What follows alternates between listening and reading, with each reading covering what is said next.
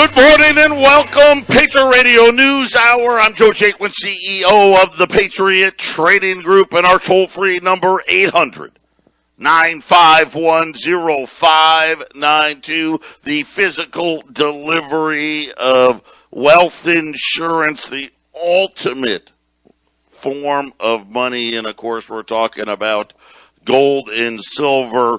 We do it better than anybody out there. allamericangold.com is the website. I'm joined, like I always am, with my partner in Colorado, Jason Walker. Jason, the Super Bowl yesterday, the People's Open, the golf tournament here in Arizona. The golf tournament went into a sudden playoff. The Super Bowl, it was competitive at least. I mean, at least it provided the last bastion of, that holiday type spirit to distract us. Now all that's left is inflation, what the central bank, why they're not doing anything about it, and of course, now it's all about Russia and Ukraine as well. And yeah, aren't they having the emergency meeting, the Fed, today? What time is that happening? Yeah, so that's going to be on. Well, that'll happen while we're on the half-empty cup. I'm glad you brought that up. So the Federal Reserve scheduled an emergency meeting for today, but they did some things Friday afternoon that lead me to believe this is more. And I'm just speculating here about, hey, you guys, let's all get our story straight. I do not anticipate the central bank raising rates in this emergency meeting. The reason I don't is late Friday afternoon, the Feds released their bond purchasing schedule between now and, basically all for the rest of February and into March. Which the Fed is not going to raise rates until they stop buying bonds. So I don't think they're going to do anything other than this is probably a meeting where Jay Powell is going to try to get them all to sing the same tune. James Bullard was out on CNBC today, and it sounded tough. I want us to raise rates by 1% by July. Well, okay. Well, that's 3 meetings because they're going to meet in March, right? And then the next meeting is in May, and then of course the meeting in July. If you would do what we thought, they would already be at three rate hikes, which would be 75 basis points. Of course, Bullard. At least saying publicly that he wants the Fed to raise a whole whopping half of a point at the March meeting, Jason. So really, he wanted to sound real tough, but here's the realities. They have no desire to fight inflation, and the reason is because they know they can't. Fighting inflation means destroying the banks and destroying the stock market.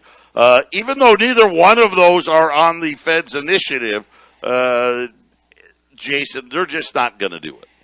Yeah, and they only have 2 places they can go. That's kind of the corner they're backed into, and inflation kind of helps their wealthy friends do better. So that's for them, it's the best option, right, Joe? Yeah, and remember, they said they have all these tools. Well, where are they? Because here's the realities. It was always the same tool, just a different name. It was always about, well, the tool we only really have is creating debt. The gold market is absolutely ripping right now. 1868, between 1867 and 1870 all morning. Silver's up big as well, just a touch under $24. And this is just the beginning. We haven't even seen the big reactions yet. And of course, if the Ukrainian thing, and man, all these things that just don't make a lot of sense continue to pile up here. I don't know what the Obama administration wants to do about anything. and why we're even worrying about what's happening in Ukraine. But it looks like this thing isn't going to go away, and I think we're going to have much higher energy and much higher inflation because of it. Yeah, Joe, they need, I don't know what emergency is going to bubble up here, but the gold broke out of that pattern of that chart I was looking at, so we could be seeing gold moving into all-time highs here soon. We'll see. And the markets are showing its weakness, and the emergency meeting, Joe, I mean, who knows what all they're going to talk about when they close the doors, but it could be that they have up-to-the-minute inflation rates, and they may be trying to figure out what they're going to do because maybe it's a lot worse than we know. Yeah, well, and again, there's a great articles out there, and John Williams Shadowstats does some really, really great work. If you want to go back to the Fed model of the early 90s, inflation would be north of 10%. Okay, so the early 90s, that's when they created substitution, right? Well, if beef is high, you'll just buy pork or something else. So we'll pretend like there isn't inflation because you'll buy something cheaper. If you want to go back to the way they track inflation like they did, remember, it's the worst number since 1982. Somewhere north of 15% is what the actual number is. And I think to Jason's point, they already know a lot worse stuff is coming. We'll be back after the break. 800-951-0592. And the Dow is down another almost 400 points this morning. Crude oil, which really started to move on Friday, continuing on its pace here, just about 15 cents, 93.84, so almost $94 on crude oil. It's been as high as $95. Unleaded gas futures, they rose 8 cents on Friday right now, and it's early because crude is starting to rally again here. Right now, unleaded gas futures flat right now. Natural gas is flying. Energy prices in Europe continue to escalate. And Jason, we've got so many things coming together at the same time. We've got an economy that, by all accounts, and this is just by economic data, is slowing down, and we could expect that, right? The money train has kind of run out. The child tax, where you get $300 for every kid, that has gone away.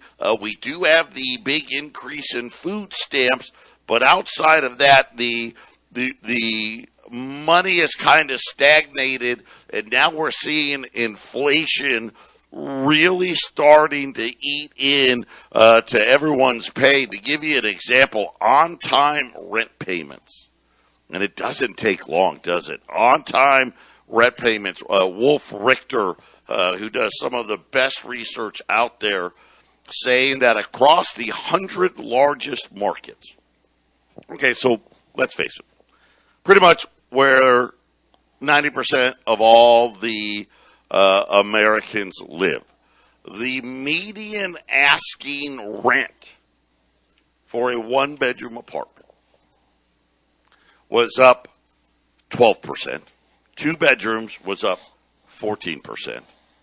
In 34 of the cities, the increases were as high as 28%. Of course, remember that fake inflation number that we got last Thursday. The Fed said housing was only at 4%. So, again, it's just not possible. But on-time rent payments, they're saying right now that the number is jumped on as far as who's paying the rent on time, down to 92%. When April of 2019, so go before COVID, This number was 98%.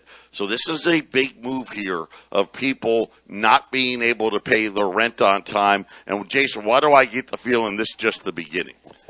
Yeah, that's exactly right, Joe. And the numbers are definitely they're not telling the truth. They've fashioned them to make things look better than they are. That's why we have to keep talking about how did they calculate inflation in the 80s when it was a much more honest number.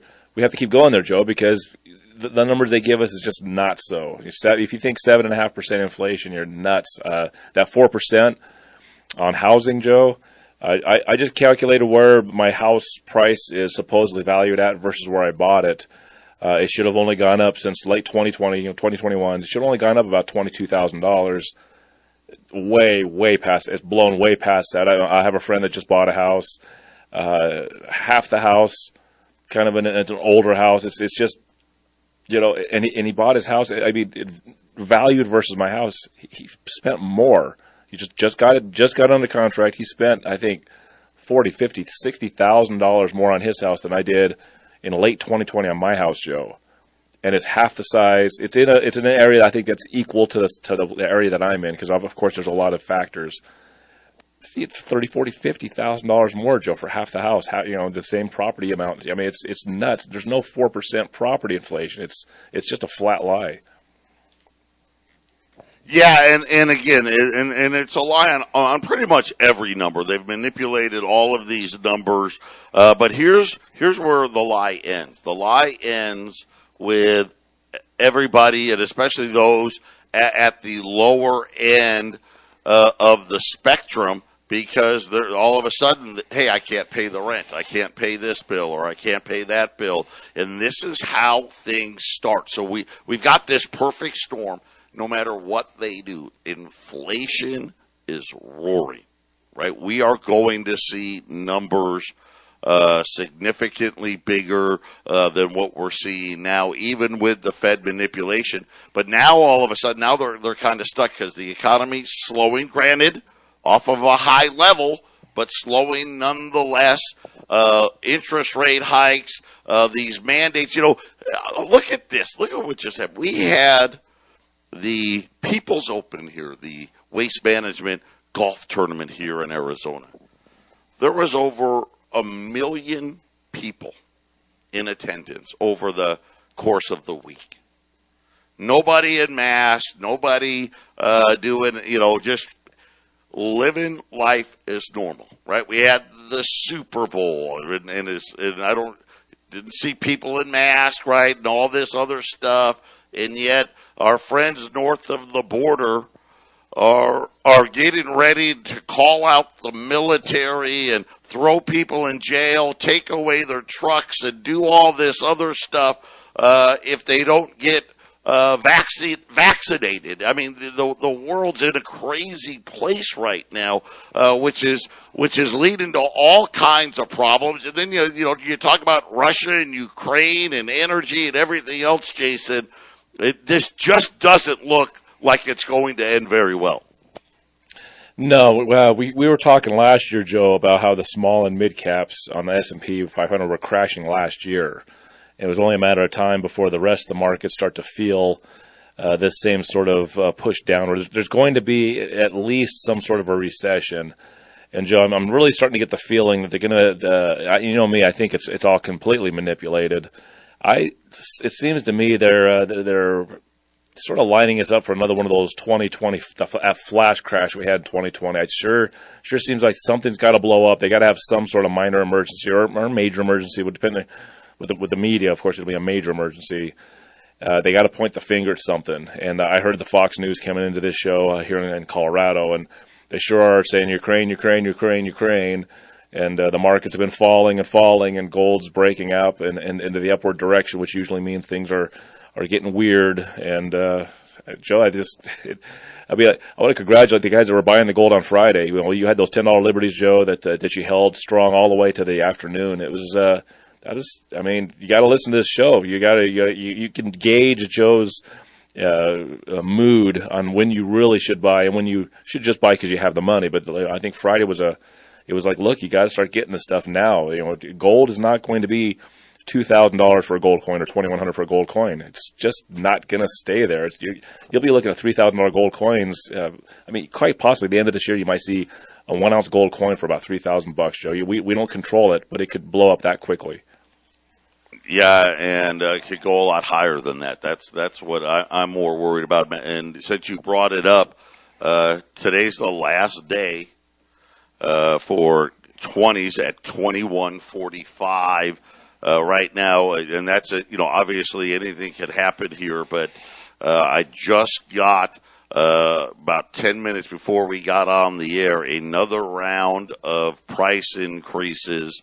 And this has been the problem in all of this. Even think about last year, which gold didn't do anything. Silver really had a terrible year. And yet supply was very difficult to come by. And we're back in it already. And I think we're going to be in a situation where it's going to be very reminiscent of when COVID first happened. When you go back to March and April of May of 2020, getting product was extremely difficult. You're going to have super high premiums. Right now, at least in my opinion, the premiums, especially on gold, are reasonable. I'm buying all I can at these levels because, and again, I think we did before we knew that Russia and Ukraine was going to be a big deal. We already knew the Fed was in trouble at the beginning of the year. Remember the beginning of the year, I did that show telling you, listen, here's what gold and silver do after a down year. It's going to be a very, very good year in 2022, and to start that buying. And right now, to Jason's point, we're through some key levels that were, quote unquote, the reason why gold wasn't rallying last year. We've broken through those, and I think we're just going to continue to see more and more follow through because we're going to find out very, very quickly the one tool the Fed actually has doesn't work in a hyperinflated world, Jason. And that's right. And if anybody that remembers watching these markets in 2020 when the COVID emergency started, the markets didn't go straight down. Gold went down actually at the beginning too for a little bit. A lot of assets went down for a little bit, but then gold started going up, and it didn't go straight up. So, you're going to see the ups and downs of the markets. But Joe, remember that we had 2,000 points down on the Dow, 1,000 points up on the Dow, 1,500 points down. It was crazy what was going on. And I don't think we're too far away from one of those cycles. And I really believe, Joe, that the aim of this downturn I think we're going to have this year is going to be let's show the whole world that we can't just raise rates and start selling our assets. The whole thing starts crashing. We'll just try buying again. And I think they'll try to bounce the market back up like they did in 2020, but maybe with less success. But that means the inflation, Joe. The inflation may come down for a month or two when it's crashing, but then it'll pop right back up. And man, where will we end up if the so-called markets come back and they start printing again? It's just going to be inflation for the rest of essentially the rest of the decade, I guess, right? Yeah, and I think that's really, and not to make light of it. That is, at least right now, that is my baseline right now. The Fed doesn't have the courage. The tough talker Bullard was out today saying, "I want 1% by July." Inflation, your fake inflation's at 7.5%. The real inflation is over 15%. What in the double HE hockey sticks are we doing? Why haven't we should be raising by a point, 2 points every meeting. At least 50 basis points a meeting.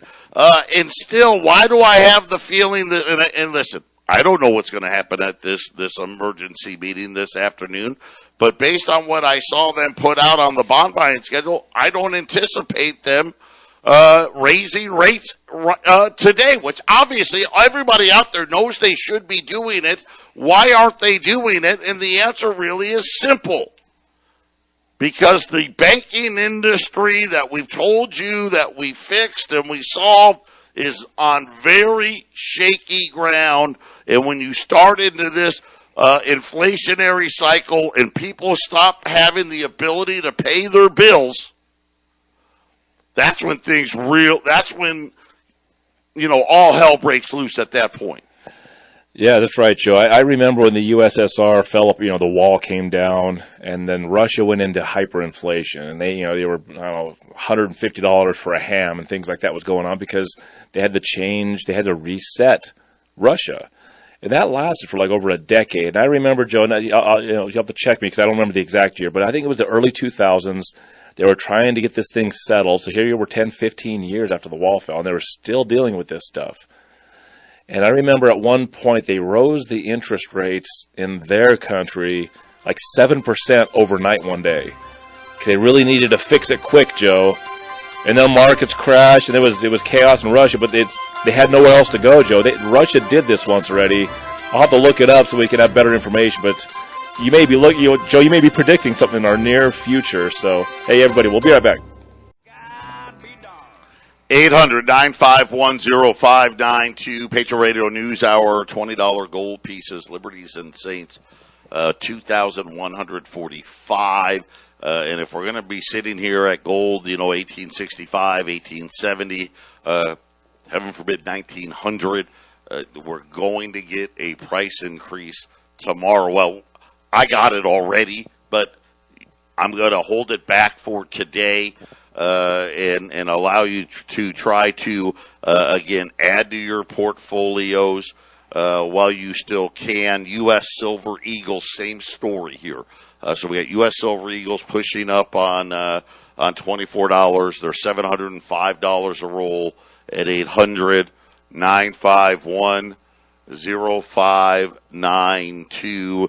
And Jason, we think about what Bullard said today. We've got this emergency meeting. Irregardless of what happens in the Ukraine, crude oil is going to be 100 plus and significantly over $100 no matter what. This situation could make it even worse, but let's just say it doesn't happen. Okay, and that everybody says, okay, just kidding, and unfortunately, I will say this too, I don't believe that is the baseline. I don't. I actually think if we're going to try to put NATO forces into the Ukraine, Russia's going to invade, and that's all there is to it. But neither here nor there. Rising interest rates in a housing market which was already, by every metrics when you looked at the housing markets, probably the worst time ever to buy a home, right? Because what did we have? Home prices at all-time record highs. We don't have a lot of inventory, right? So supply was limited. And now you have a situation, rising interest rates on top of it all. And how soon before all of a sudden people say, wait a minute, I can't afford that house payment. Remember, just this month, just 1 month, the month of January, on a $375,000 home, if you could even find a home for $375,000, the average payment was up over $200 a month. And Jason, now James Bullard's out saying, hey, I want us to have rates at least 1% by January. Well, all of a sudden you start doing the math there. Are we going to see that a $375,000 home, are we going to see mortgage payments that would be $500 a month more? And, of course, my whole point being all of a sudden at $500 a month more, I can't afford that house payment. Yeah, that's exactly right, Joe. So when it comes to buying a house, to tell you the truth, if you can, if you're somebody that doesn't have one but you want to buy one, you may want to try to get your house as soon as you can. You may want to buy one because here's the thing. Everyone's like, well, just like 2008, we'll have a crash in the housing market, and then I'll just jump in and buy a house. Well, unfortunately, the inflation, they'll try to tame it here in a little while, but they may not tame it. So you may not get a cheaper house. Your interest rates go up, like Joe said. Your payments go up. It's going to make it so massively expensive to buy a house, and these prices may not drop. A housing crash could be the prices stay the same while everything else goes up in price, which means you can't buy a cheaper house. And with interest rates going up, it's a disaster. So if you're wanting to get a home, Joe's right. It's a bad time to get it. But you may not be able to get one in a couple of years, Joe. The average new home buyer may not be able to buy a house in a couple of years, Joe. It may be completely gone. To this point, we haven't talked about lumber in the last 2 weeks, but lumber's back to the second highest level of all time. At almost $1,300 per 1,000 board feet. And again, that just puts, the pressure on the home builders are like, well, wait a minute. I can't build a home, right, for what the average person can afford any longer. And I think this is really, to Jason's point, that's probably what we're going to see. We're going just to see home ownership rates in the United States are going to fall. Not because we're not going to see maybe the big drop in the price. What we're going to see is a big drop in people being able to afford to buy one. Think about this. This $375,000, that's hard to get. Double that number. At $750,000, we could be talking about $1,000 a month higher payment than it was just a year ago. That's right. That's right. When we've talked about, and I've said it many times, we're heading for a version of the Dark Ages where you have lords and you have peasants. You don't have a middle class. You lose a bunch, if not all, of your business class. And that means what is a peasant? Well, a peasant doesn't own gold. A peasant doesn't own land. A peasant pays rent. He's a sharecropper. He does whatever he can just to feed his family, have a place to stay. And Joe, you talked about Ukraine. I talked about that 7% rate hike. People think that, anyone that thinks Ukraine, Russia, this is a new problem. This has been going on for about a decade, especially the last 8 years. And I had mentioned that 7% rate hike that Russia did all at once, Joe. I looked it up. Well, coincidentally, that was 2014, right when the Ukraine-Russian tension started. Ukraine economically is dependent upon Russia and loans from Russia. And at the very end of 2014, they rose their rates in one day, overnight. 10.5% went to 17% because Russia was trying to continually fight the inflation that started when they changed from the USSR to Russia. Now, in recent years, Russia stabilized their economy, and I think early in 2021, Joe, I could be wrong, they were at about 4.5%. They've since raised their interest rates to like 9.5%.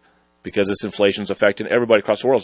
Sounds like Russia is being a lot more sensible about how to make things better for their citizens. And this whole Ukraine thing, Joe, it's pretty interesting that the tensions between the two countries started at the same time that there was a 7% rate hike from Russia. Well, and you're going back to, remember, we tried to punish Russia, taking them out of SWIFT and not allowing them to sell their wares using the SWIFT system for a while there, which kind of led to what Jason was talking about.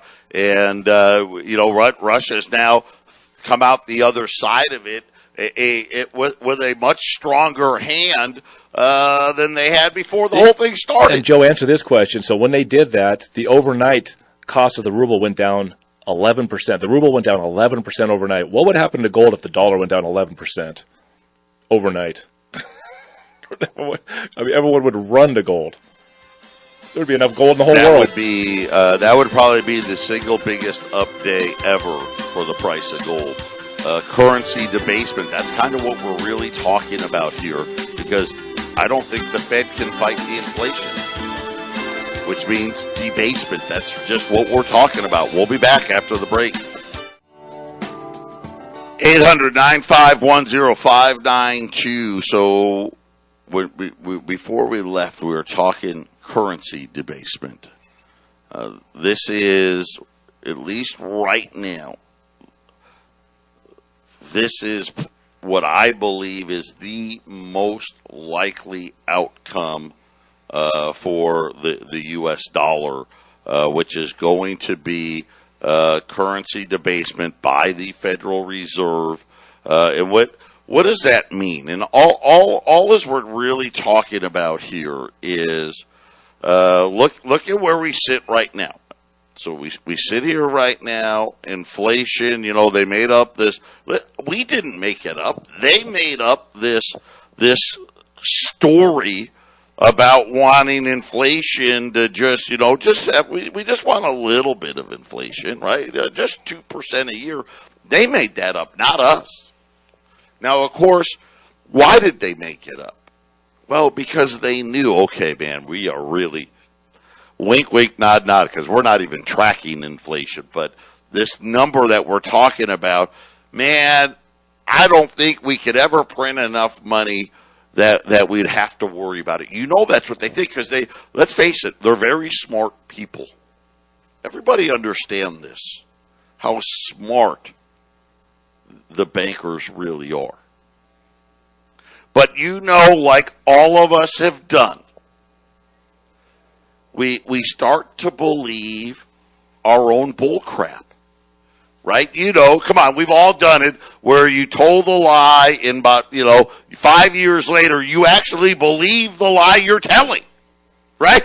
You've convinced yourself that it was the truth, and that's what's happened here. And this is why when we talk about what's really happening, and to Jason's point, they already know. Matter of fact, they know what the next 3 or 4 months inflation numbers are going to be, barring some unexpected incident like in the Ukraine. As an example, to Jason's point, is it really that unexpected that we could debate that on another show? But what we really know for a fact, for certain, is the Fed is very afraid of doing anything extraordinary to fight inflation. And when we go back to the 70s, of course, we talk about it all the time. I mean, the Feds, it wasn't uncommon for them to hike 3, 4, 5% in a single meeting.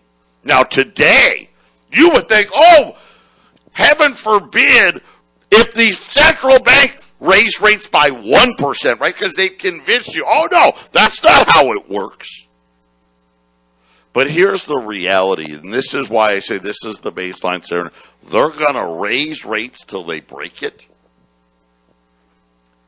The problem is I don't think rates can get that high before they break it, but as soon as they break it, they're going to tuck tail and run, and that's when we're going to be talking about the currency debasements. That's when you're going to see the dollar dropping 4 or 5, heaven forbid, 10% in a single day, because the Fed will have essentially said, hey, sorry, we're just going to have to live with it because the banks can't survive.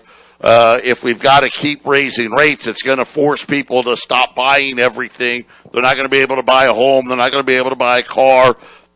And then those people that, let's face it, had a hard time buying the $375,000 house at 0%, all of a sudden they're going to have a hard time just paying the bill because the fuel, to put gas in their cars, because the food to put, mouths, feed their families, because you name it, has become so much more expensive. They won't have the money to pay the bills. And then, of course, that's when you have what? Well, that's when you have a banking collapse. And this is what they're going to try to avoid. And I think, Jason, we're going to end up with a currency debasement more than anything else. Right. And if anyone listening, trying to, what is the Fed's plan, Joe? And we really haven't touched on this, but the Fed's plan is just like any Ponzi scheme. They need to find somewhere else to stuff Federal Reserve notes. I think they've hit a roadblock now. They don't know where to send it. And, Joe, there's different ways they've done it. In the 70s, when we talk about inflation like we had in the 70s and the 80s, They came up with the petrodollar. What a great way to stuff a lot of Federal Reserve, a lot of dollars in a place that just goes there and it stays there. We just attached it to oil. Well, war's another one. War's another great one to stuff a whole lot of Federal Reserve notes somewhere, and we just ended the war in Afghanistan. So this inflation that's happening is like, well, what are you going to do? Our Ponzi scheme's getting weak. Where can we stuff dollars? Joe's got, they're either cooking something up, or they're going to attempt to stuff dollars somewhere, or they've just ran out of places, and we're going to have to deal with what Russia dealt with. I mean, look at Russia. They collapsed the USSR, and I said 2014 is when they did that 7% rate hike to try to finally conquer their massive inflation. That took 23 years, Joe, before they'd like, all right, we give up. We're just going to massively raise the interest rates and crash our markets and the ruble and try to get it back. I don't know if it'd take that long for the Fed to do that, Joe. I don't know. I guess it depends on the emergency. Yeah, and I think when it's over, we're going to have a digitalized currency for sure. We're going to have an economy. It's just going to be very difficult. It's going to be little to no growth. I mean, obviously, before that happens, I think we're going to into a depression, and I'm going to say a mini one, because I think the Fed, like I said, is going to go to currency debasement as quickly as they can, and then we're going to end up with that digital dollar. Where, again, we kind of explained that, where they can make your bank account move to the Fed, and then they can just start taking money out of your account if you don't spend it fast enough. That's how they're going to get the economy going again. Patriot Radio News Hour, final segment coming up. 800-951-0592, U.S. $20 gold, $21.45. And, man, I'm worried. I'm thinking tomorrow, probably $21.75, and that's if gold stays in this, 1860, 1870 level. If it goes to challenge 1900, obviously we're going to go above that number as well. And the problem is we just don't know, right? We don't know if tanks are going to roll into Ukraine in the next 24 hours. We don't know what the central bank's going to do in this little private little meeting. Right now, I'm guessing that they're just going to try to get the story to where they all sound like they're on the same page. Because right now, all these Fed governors have come out, Jason, and every one of them is saying something different, which ought to tell you all you really need to know, which is they're not operating in our best interest at all, because the reason they have different stories is because of the fact that they're not doing the right thing. It's just that simple. Because the right thing would be we would have an emergency meeting today. All the bond buying would be over. They would have raised rates at least. And this is, and again, like I said, this is how brainwashed they have us here.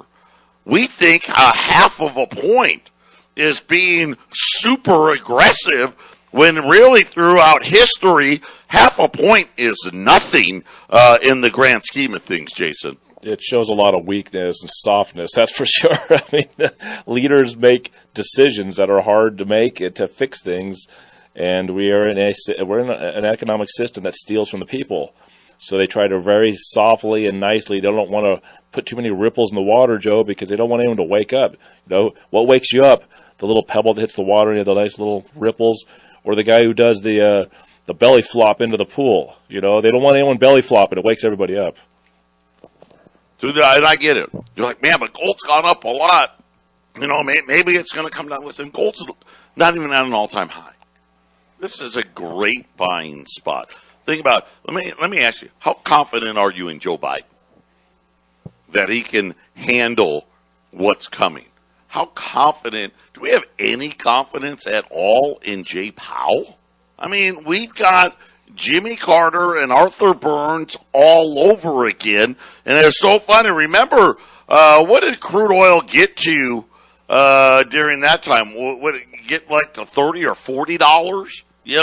Now we're talking about oil that in a lot. Let's just go with the likeliest scenarios. We're going to see gold or oil trading somewhere around $150 a barrel all summer long and for an extended period of time. If things go badly, we could see oil at $200 a barrel. And you're sitting there saying, wait a minute, oil at $150 or $200 a barrel, and James Bullard came out on TV and says, hey, I want interest rates to be 1% by July. So again, think about what the inflation's going to do, and then think about what the interest rates are going to do. This is going to be an economy that's going to be in dire need of leadership, and we just don't have any.